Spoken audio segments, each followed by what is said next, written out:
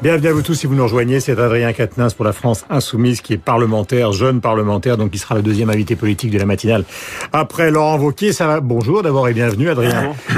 Ça va vous plaire Adrien Quatennens, donc la retraite puisque Michel Grosfior commence par un pamphlet révolutionnaire. Oui, révolutionnaire. Vous avez dit révolutionnaire. Marx, enthousiasme de l'humanité pour le film du réalisateur haïtien Raoul Peck. Marx jeune qui découvre l'aliénation, s'engage contre la fatalité. Une leçon pour la gauche de transformation aujourd'hui, explique l'UMA, sur 4 pages. Révolutionnaire, Macron, ça on ne le lit pas dans l'Humanité, mais dans le Midi Libre et les dernières nouvelles d'Alsace, aussi enthousiasmé par Macron l'Européen audacieux que l'Humanité par le philosophe allemand. Ne jouons pas avec les mots, écrivent les DNA, c'est bien un discours révolutionnaire qu'a prononcé Emmanuel Macron à la Sorbonne. Ouest France salue une ambition, même si aucun journal bien sûr ce matin n'est dupe des difficultés, notamment comme le souligne La Voix du Nord, la nécessité de convaincre désormais nos partenaires de l'Union. Vite la poussière d'or des mots retombe, constate amer la Nouvelle République. La Catalogne s'obstine à la sécession. La Pologne gère son avenir en égoïste. Alstom et Siemens vont fusionner dans la douleur. Cette fusion fait-elle les affaires de l'Europe et la déconvenue de la France? Point d'interrogation. Eh bien, vision optimiste de Sud-Ouest, journal assez seul. À avoir cette vision ce matin, les deux groupes peuvent signifier une Europe des projets qui avancent, mais le TGV qui passe sous contrôle allemand, c'est une abdication pour Xavier Bertrand. Le président LR de la région Hauts-de-France conteste l'idée qu'avec cette opération, on construit un champion européen. Non, on construit un champion allemand. Et Xavier Bertrand de s'interroger dans cette interview aux Échos, veut-on encore garder des fleurons industriels en France? La faiblesse de la France, pour les Échos comme pour le Figaro, est celle de son capitalisme. Nos entreprises doivent être riches et puissantes pour négocier en position de force. Cette fusion, juge ainsi le Figaro, est le contre-pied européen de Macron. L'État aurait-il dû refuser l'opération, l'amender, bricoler un montage franco-français? Non, pour le Figaro. Ces artifices sont la politique industrielle du pauvre. Avertissement à Édouard Philippe, un autre candidat se voit à Matignon, c'est l'éternel retour. Eh oui, il s'agit d'un homme qui se dit convaincu d'avoir fait élire Emmanuel Macron. Cela mérite bien une reconnaissance, évidemment. Il s'agit de François Bayrou, qui a reçu longuement, apparemment, notre consoeur du Figaro, Marion Bourg, dans son bureau à la mairie de Pau.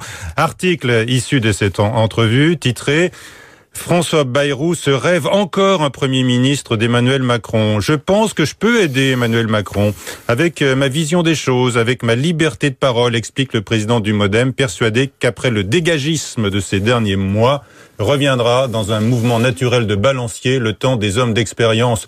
Lui, par exemple, souligne Marion Mourgue, qui a recueilli vraiment de belles confidences, sans fausse modestie, de François Bayrou. Allez, celle-ci encore. Il est utile pour un président de la République d'avoir quelqu'un à qui parler en toute confiance et dont le regard est nécessairement complémentaire du sien. Voilà, dégagisme, vous avez dit dégagisme, la notion fait bondir à la fois Emmanuel Macron et Jean-Christophe Cambadélis. Qu'y a-t-il dans les journaux sur ce thème? Eh bien, écoutez, d'abord Jean-Christophe Cambadélis, Guillaume, puisqu'il publie aujourd'hui Chronique d'une débâcle 2012-2017. Il ne ménage pas dans ce livre François Hollande, un homme qui n'était pas prêt mentalement à affronter la fonction présidentielle, écrit-il. Mais Jean-Christophe Cambadélis s'attarde aussi sur Jean-Luc Mélenchon et l'opinion de reproduire ce matin le chapitre sur ce Chavez de Saint-Germain-des-Prés, entre guillemets, fasciné aujourd'hui, toujours entre guillemets, par le sanglant président du Venezuela, Nicolas Maduro. Fascination logique pour quelqu'un qui se veut le leader de tous les individus.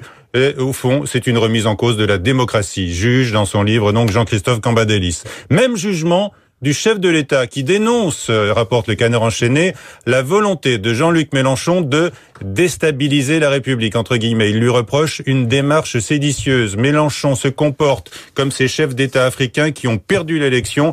Heureusement qu'il n'a pas l'armée avec lui. Les révolutionnaires sont souvent des ratés du suffrage universel.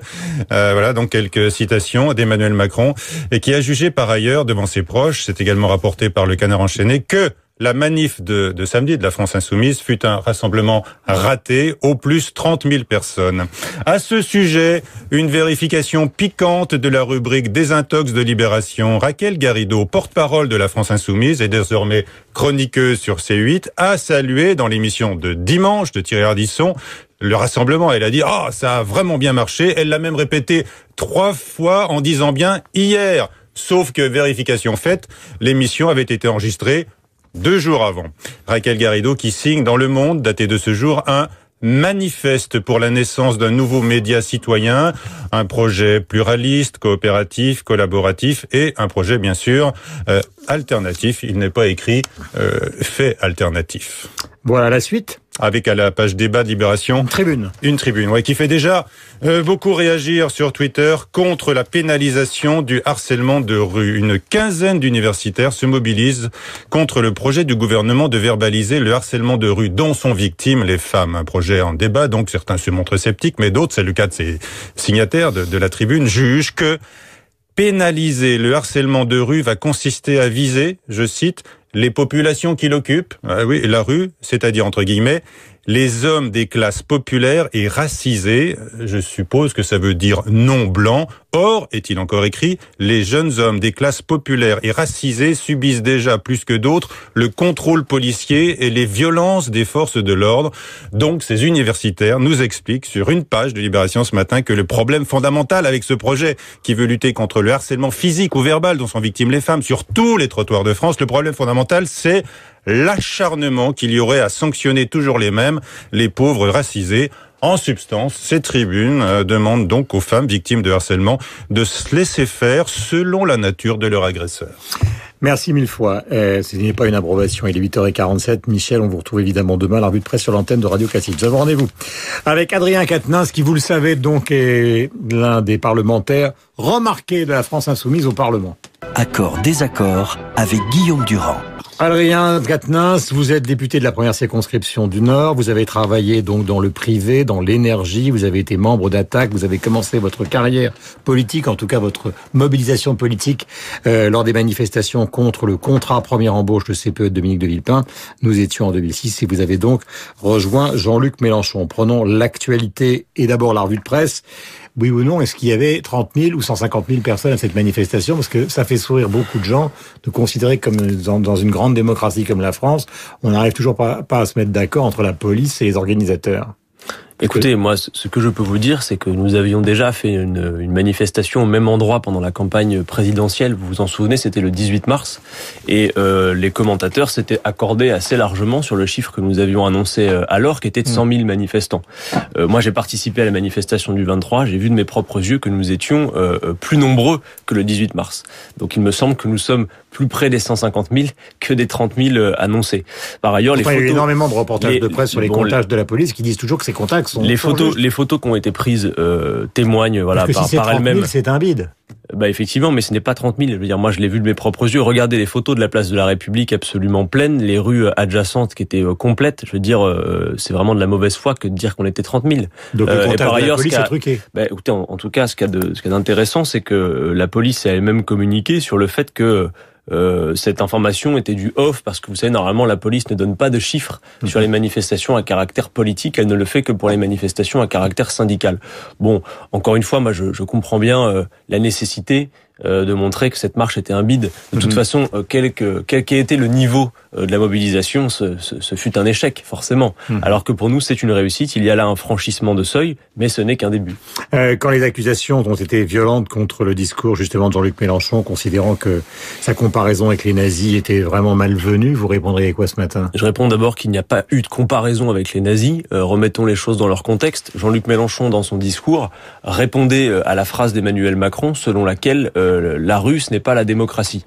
Eh bien, il s'agissait de rappeler à Emmanuel Macron que dans l'histoire de notre beau pays, la rue a souvent participé au combat démocratique. Pas dans cette affaire-là, parce qu'à part les dernières minutes de la Libération, alors que les troupes alliées étaient aux portes de Paris, les grandes manifestations de rue qui ont eu lieu à Paris, c'était 4 mois avant pour défendre le maréchal Pétain. Mais alors, vous contestez la responsabilité du peuple qui a participé à sa propre libération. Regardez les discours du général de Gaulle de 1944. Regardez ce qui s'est produit la semaine du 19 août 44, de grandes mobilisations populaires, cet appel aux Parisiens à l'insurrection. Donc il y a bien eu l'implication. Mais c'est pas la rue qui a poussé les nazis dehors. Mais elle y a contribué incontestablement. Au dernier moment. Elle y a contribué avant même l'arrivée de l'armée rouge.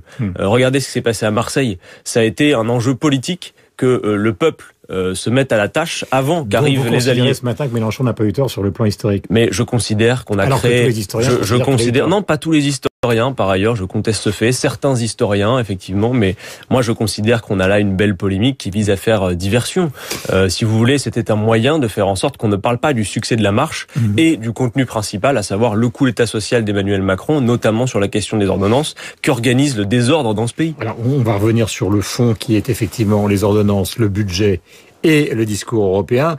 Mais c'est vrai que les attaques pleuvent. Vous avez entendu la revue de presse ce matin. D'un côté, Cambadélis considère que Jean-Luc Mélenchon est une sorte de Chavez irresponsable de Saint-Germain-des-Prés. Et on attribue dans le Canard enchaîné des propos encore plus violents du chef de l'État à son égard. Vous savez, cette agitation démagogue.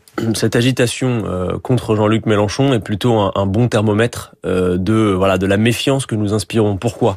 Parce que après les impasses du modèle libéral, il y aura la nécessité d'un recours. Et chacun voit que la France insoumise, ce n'est pas quelques fous, le couteau entre les dents, c'est des gens méthodiques qui travaillent, ça se voit. D'aucuns le disent, qu'ils voient bien que nous sommes bosseurs sur les dossiers. À l'Assemblée, nous n'avons pas démérité sur le travail parlementaire. Nous rencontrons toutes sortes de directions administratives en circonscription. Les gens voient que nous travaillons et que nous sommes sérieux. Il s'agit pour nous de montrer que ce modèle est une impasse. Que les excessifs sont au pouvoir. C'est ceux qui pensent qu'on va pouvoir pérenniser ad vitam aeternam un modèle libéral qui nous mène à l'impasse, alors que nous proposons effectivement une contre-société. Mais vous n'êtes pas des contestataires du résultat de la présidentielle, parce que c'est ça le grand argument. Alors, au fond, Mélenchon, c'est l'éruption permanente, et Macron, c'est l'élection et des promesses qui sont tenues. Alors, ce que nous disons, c'est que Emmanuel Macron a été élu président de la République, il ne s'agit pas de le contester. En revanche, nous disons qu'il n'a pas de majorité politique consciente et éclairée de soutien, d'adhésion populaire pour ce projet. Cela tient au contexte particulier de son élection. Mais qui est le contexte de notre élection à tous. C'est un contexte d'une forte abstention.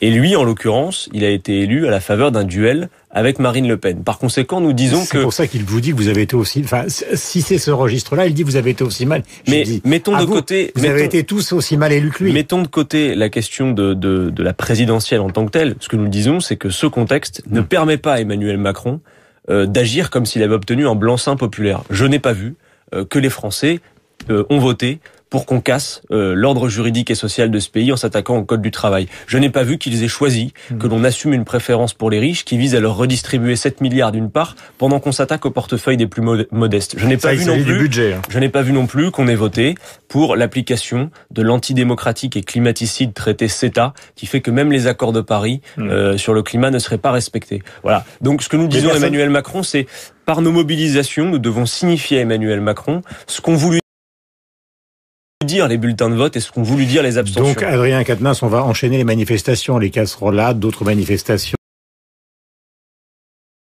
On va essayer de ramener les syndicats qui sont pas très contents, parce que Martinez, visiblement, s'il avait voulu vous rejoindre, il vous aurait rejoint, et visiblement, c'est pas le cas.